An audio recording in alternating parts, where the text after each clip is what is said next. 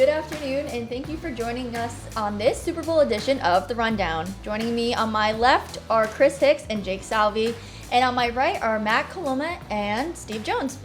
I hope you enjoyed the Super Bowl as much as I did, but I think it's time to unpack everything. So if you don't know already, the Philadelphia Eagles chained down the Kansas City Chiefs from another Super Bowl win with a score of 40-22. So the NFL named Jalen Hurts Super Bowl MVP. So do you guys think he deserved to be awarded Super Bowl MVP? And Matt, why don't we start off with you?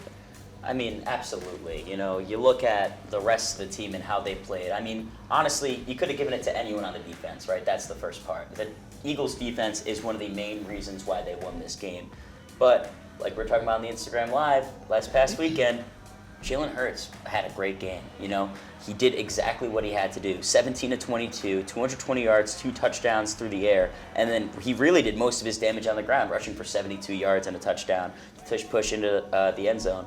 I think, you know, the Chiefs were able to take away Saquon Barkley, and that was going to be a big part of the Chiefs' game plan. But Hurts said, you take away Barkley, I'm going to step up. So, yeah, I think he absolutely deserved this MVP award. I agree with you. I don't see anybody else who is as eligible as Jalen Hurts can be for this award. I mean, like you said, the defense, you know, the Philly receiving core was good, but overall Jalen Hurts just blew all the competition out of the water of everybody on that field. I mean, he outplayed Steve Spagnuolo's defense. The offense was cooking. The offensive line was doing every single thing right for him. They gave up 2 sacks, but regardless, he was able to still get, as you mentioned, 2 through the air and then 1 rushing. I mean, 11 carries, 72 yards, and his longest was 17 for Jalen Hurts rushing. Unbelievable. Put on a masterclass, and probably in terms of Super Bowl quarterback performances, one of the best we've seen, at least in this decade in my eyes. Yeah, I'm going to agree with you guys. You know, last weekend on the Instagram Live, I called Jalen Hurts a mid-quarterback at best. You're wrong. Ate my words watching that game on Sunday. You know, most dominant weapon on the ground. Like Steve said, 2 through the air. Used his weapons well. Exposed Spags' defense. The scheme, they got rid of Saquon. Let's move the ball through the air. Jalen Hurts does it by himself on the ground game.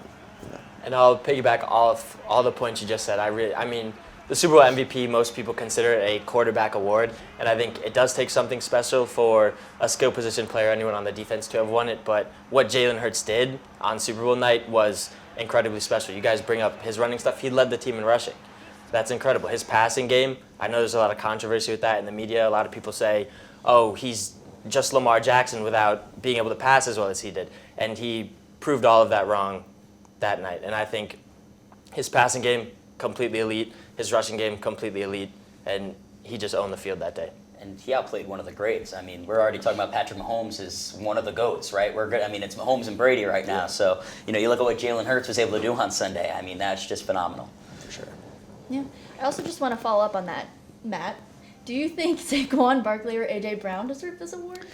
No, I don't. I think if you were going to consider anyone else, it would have been someone on the defense. You look at a Zach Bond, you look at a Cooper DeJean, you look at any of the guys on the defensive line. I mean, the way they were able to get to Mahomes, you know, without blitzing. I know that was just pure strength. That was just bully ball up front for the Eagles.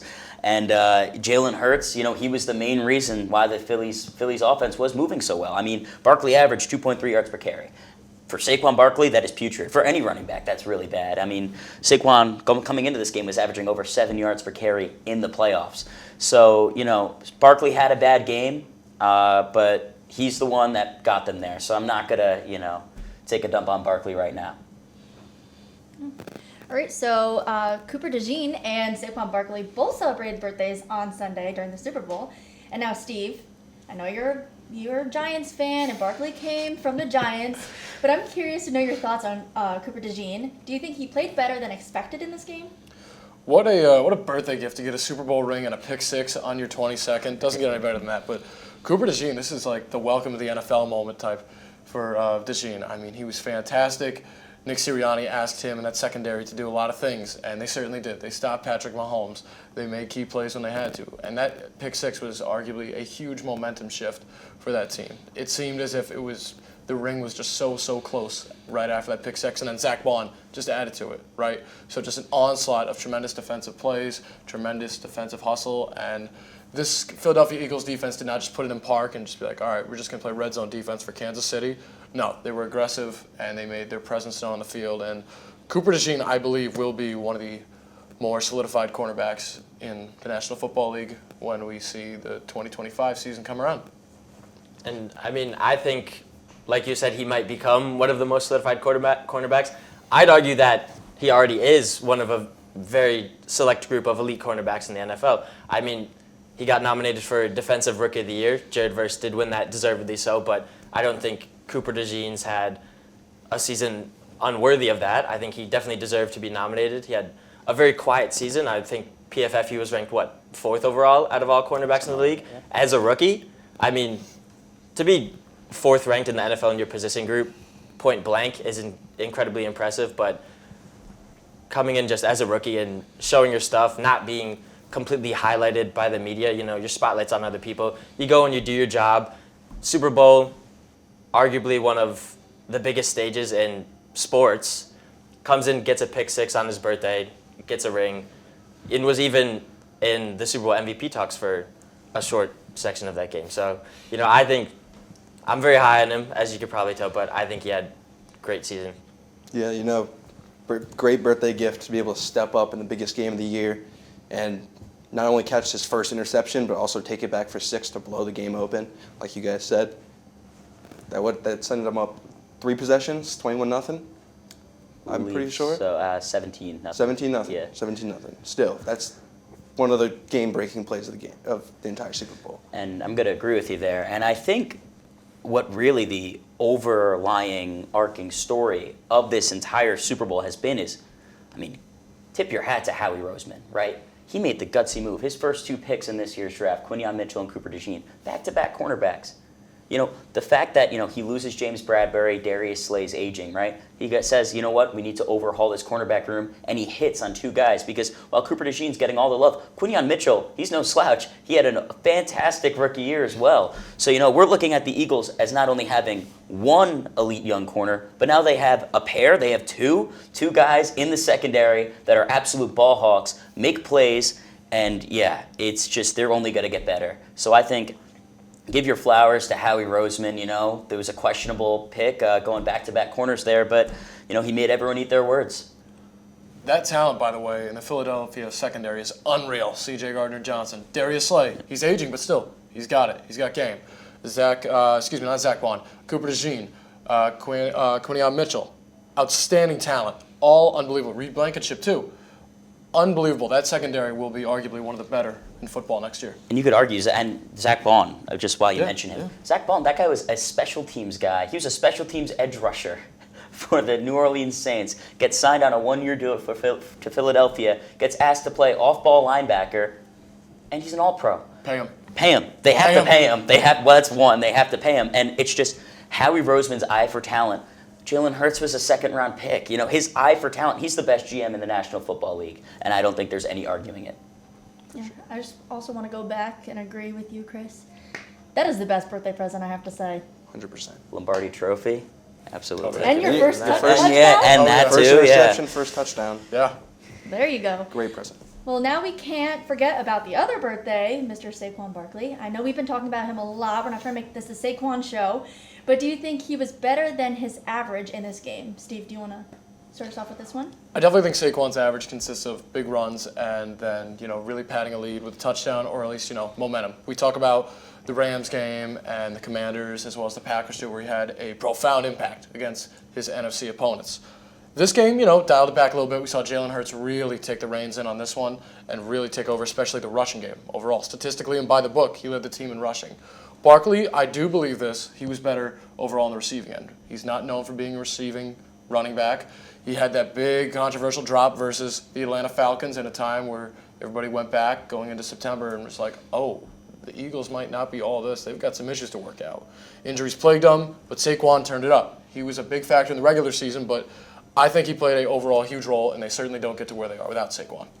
And I'm going to have to agree with you there, and I think also I know I sound like I'm, really hyping up the Eagles here, but how can you not?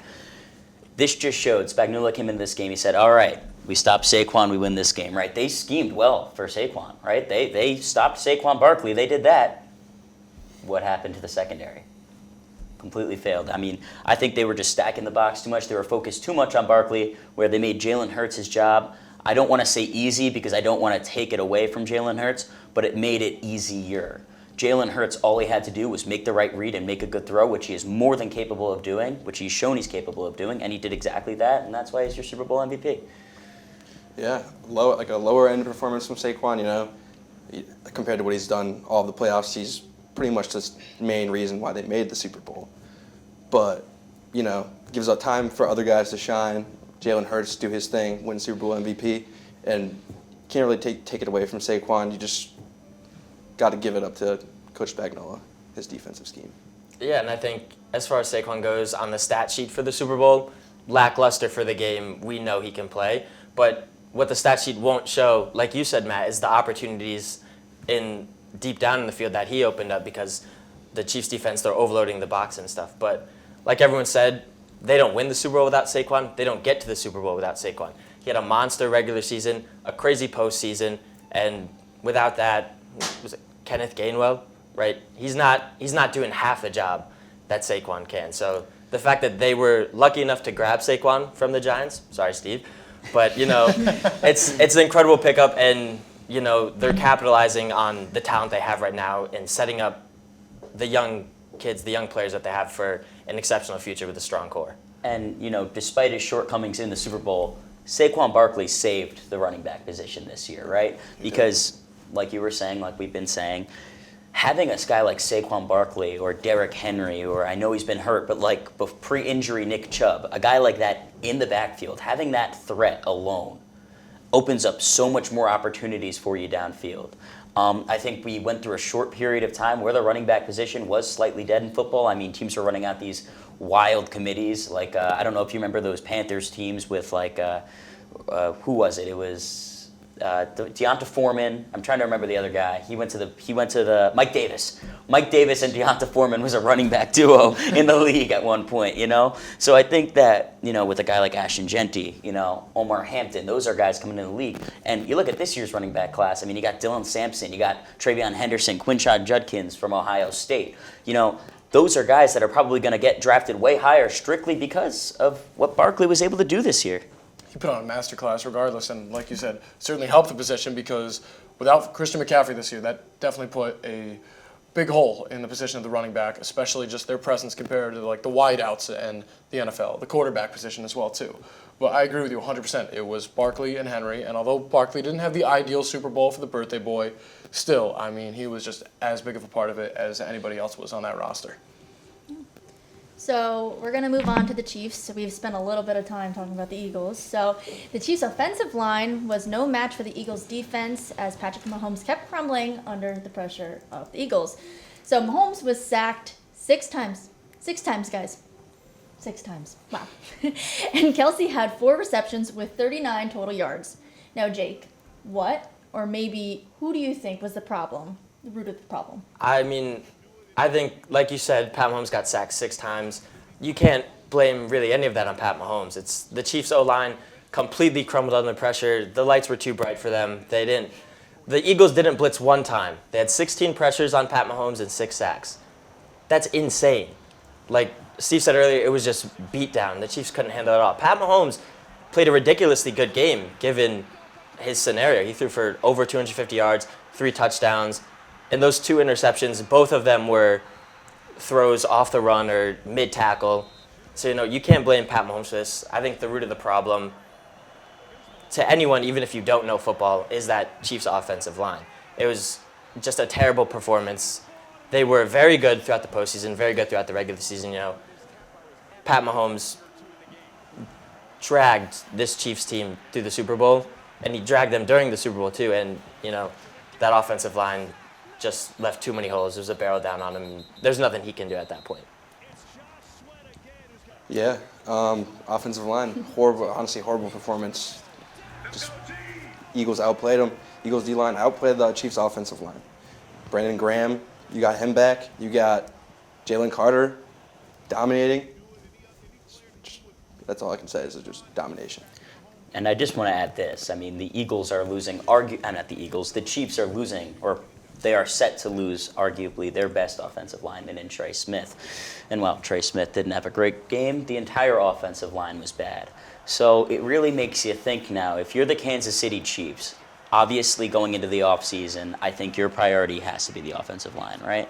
Because the defense didn't really play that poorly. It was mostly just they were on the field for so much, they were probably out of gas. And the Chiefs kept turning the ball over. You know, it's hard to play defense when, you know, you're not winning the field position battle.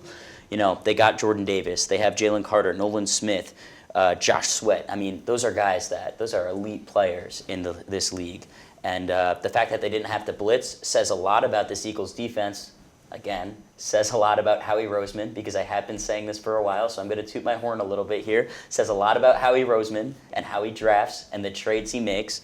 But yeah, it really just makes you think, what do the Chiefs do? Where do they go from here? Travis Kelce, you know, he had a couple plays where he didn't look like the greatest blocker. He has a history of being a lazy blocker. As prolific as a receiver he is, he does definitely lack on the, you know, blocking end. So do the Chiefs go in another direction at tight end? Do they maybe bring in someone with a little more size, someone who's a little more physical? Do they go to a more run-heavy scheme with Pacheco and Kareem Hunt, assuming Kareem Hunt is back? It's just the Chiefs have to look themselves in the mirror and really decide, what is our identity? Because I think for the first time in a while, they still made the Super Bowl, which says a lot about the Chiefs, but the Chiefs don't have an identity, and we've been saying this all year. I mean, they've been grinding out games. They look a lot more like the Pittsburgh Steelers than they do the Kansas City Chiefs. You know, this is the game we expected them to have throughout the season, but instead they went 15-2, right? This is the game we expected for Mahomes to look for a receiver and eventually find some, but eventually be looking at the scoreboard and thinking, okay, this front office did nothing for me, and also that's part of me. I should be a better leader and go scout more weapons. However, who was running back one, to any of you guys? Who was running back one for Kansas City before he got hurt? Pacheco? Where was Pacheco? He had one carry, three carries, 7 yards. He was awful. Yep. Awful night for him. Pacheco I know he had a tough injury, and it was just slowly downhill like the rest of the season. And unfortunately, that was a game where they really needed him to step up. I remember hearing last week, this may be Pacheco's time to shine, right? He may lead them again to the promised land for a ring again. But Kareem Hunt didn't show up. Isaiah Pacheco didn't show up. Pat Mahomes' then O-line didn't show up. When that O-line can't do you a lot of good, you're not going to have any holes or gaps for these running backs. And that's also on the O-line's fault, as we mentioned too. But also, it seems as if the Kansas City offense just didn't get too run happy. They should have, in my eyes, just continued to try to push that ball more with Kareem Hunt, push that ball more with Isaiah Pacheco, and just see what would happen. Just to go off of that, Jake, I just want to ask you this one follow-up. Do you think this is the offensive coordinator's problem? I don't necessarily think this is a problem with the offensive coordinator. I think more so it's a problem with the talent that you're given Pat Mahomes. Like Matt said earlier, I think in the offseason, one of the biggest things you need to look at is your offensive line, your tight end too with Travis Kelce, and bar Xavier Worthy, you need some wide receivers. I know Rashee Rice was out with the season, tough injury, so he doesn't have that help, but Xavier Worthy was Pat Mahomes' really only viable option on the Super Bowl night, right? He broke the record for rookie reception yards on Super Bowl. He had an amazing performance. He got the postseason Triple Crown. So I think Xavier Worthy and Pat Mahomes are really only the two offensive players for the Chiefs that you can't put the blame on. Everyone else in that offensive scheme, there's blame to fall on them. Offensive line was terrible. Like Steve said, the running game was terrible. Travis Kelce, not at all what you'd expect from him with the big performances he is normally accustomed to be putting in. So I don't think this is necessarily an offensive coordinator problem. It's more so just the offense as a whole. The guy who held the record before, I'm just going to mention this because I've always been a big fan. That's probably because I played Madden growing up. Torrey Holt was the guy who held the record before Xavier Worthy obviously broke it, smashed that record. I mean, I believe Torrey Holt was at 107 yards prior. I mean, Xavier Worthy had himself a monster game, and you cannot take that away from him. I think just getting to that point, you can't really blame the offensive coordinator, especially when the offensive coordinator is not even the one calling the plays. It's Matt Nagy. And Matt Nagy's job, I think, is to kind of just meet with Andy Reid and kind of, build up a script that he thinks is going to work, and then it's Andy Reid calling the plays. A lot of NFL teams do it differently. In Pittsburgh, Mike Tomlin doesn't call plays. Mike Tomlin's mostly just a motivator. He's there to oversee everything. Andy Reid is a very hands-on head coach. He's calling all the offensive plays, especially in a game like the Super Bowl. So I don't know if you really want to blame Andy Reid here. I don't know if any scheme offensively would have been able to beat this Eagles defense. This Eagles defense truly just looked unbeatable. This looked like one of the early 2000s Ravens defenses. It was truly just an unbeatable defense that night. I don't think anything they could have done would have changed the script. We talk about a lot in the media of the head coach calling plays or the offensive coordinator calling plays, right? That is an issue for every team, but it's only talked about with teams like the Jets, like the Giants. However, this is the first time where it's like, hang on a minute, the spotlight is on the Kansas City Chiefs for this one. This is on the Kansas City Chiefs. What is their next move? It's all a lot of overreactions and whatnot too, because it is less than a few days after the Super Bowl. But still, this is the first time we've really seen Andy Reid struggle from this point, and his offensive support staff from this point of calling plays and figuring out what to do, because there was just no answer for this Philadelphia defense, which was outstanding. And you talk about Andy Reid struggling. This is Andy Reid's first time struggling in a game like this since 2020. Super Bowl versus Tom Brady? 2020, 2021, 2021? The Tom Brady Super Bowl, effect. Tom Brady. Right. You look at those games, right? You look at the parallels between these games. They are absolutely identical. Both beatdowns.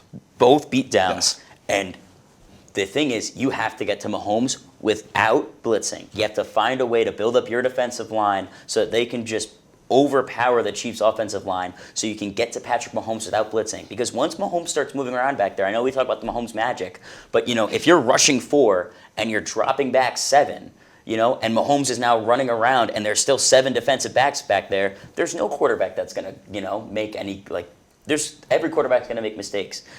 So the script was the exact same. So I think what you have to look at here, if you're the rest of the NFL, is the key to beating Patrick Mahomes has been answered. If I were the Bills, I'd be taking notes. If I were the Ravens, I'd be taking notes. And if I were the Bengals? If I were the Cincinnati Bengals, I'd also be taking notes as to this is how you beat the Kansas City Chiefs. You have to find a way to put pressure on Pat Mahomes without blitzing. Way easier said than done, but there are ways you can balance your position groups and invest in that D-line that you can get it done. There's one more coach I want to put in that topic, Jim Harbaugh and his defensive mind. He's going to be all over this. Oh, yes. Absolutely. Yes, he is. Yes. All right, so we're going to go back to Travis Kelce real quick. So here's an issue that's been on a lot of people's minds. So what's Travis Kelce's next move professionally? Now, Chris, do you think he'll stay in Kansas City? Yeah, I think he's got 1 or 2 left in him. He had a not as exciting season as we've seen in the past, but he still had his games where he had 100+ yards. He's #1 target, Patrick Mahomes' favorite weapon, he said a few times. I don't see any chance that he's going to another team, and I don't see him retiring this year. But I don't know. What are you guys' thoughts on that? I mean, I'll agree with what you're saying. I think he does stay in Kansas City. I think especially this season, we've started to see that kind of age catch up with him. He's not doing a lot of things he used to be able to. There's a lot of, questionable plays on his part. He's getting up there. So I think he does stay in Kansas City, 1, maybe 2 more years. But after the Super Bowl loss, I think what seriously should be on his mind is retirement. Kelce's been getting a lot of hate recently, especially because of his relationship with Taylor Swift. People aren't really a fan of the Taylor Swift effect on the NFL. But you look at Kelce's season, he looked old. He looked old, truly. And there aren't injuries to blame this time. He really looked old. 97 receptions, a career low 823 yards, career low 8.5 yards per reception, a career low 3 touchdowns. 3 touchdowns. I know last year he only had 5, but it was 2 years ago where he had 1,400 yards and 12 touchdowns. And last year is where we kind of started to see that slide, and we saw his role change. He's more like Heath Miller now than he is Travis Kelce, and I think he has one more year. I do. Will it be a productive year? I don't know. I could totally see him, taking that next, step down, and maybe Noah Gray gets a little involved. Maybe this becomes a tight end by committee. We already saw it at times this year where Noah Gray was having these huge games. Maybe they look to the draft for a tight end, like I was saying earlier. I just think Travis Kelce, he's getting to that point, and I think Kelsey's way more of a competitor than people give him credit for. So I do think he'll be back. I think there's no way he leaves on a loss, and I don't think he's quite ready to ride off into the sunset with Taylor Swift, I think that'll be maybe next year or the year after that. But, he's 35 now. He'll be 36 next season. I think he's got one more year, but we'll see. I agree. Everybody's speculating, a year or two possibly. But at the end of the day, last year and in the years past, we've seen Travis have extremely productive off seasons. He's gone out, he's done ads with his brother Jason, he has the podcast, he's hosted Saturday Night Live. But something tells me this year we're not going to see a lot of Travis this off season. And that starts from last night, Sunday night, not speaking to the press, and that's where it begins. And I think that'll end whenever his first appearance on national television is for the NFL season 2025.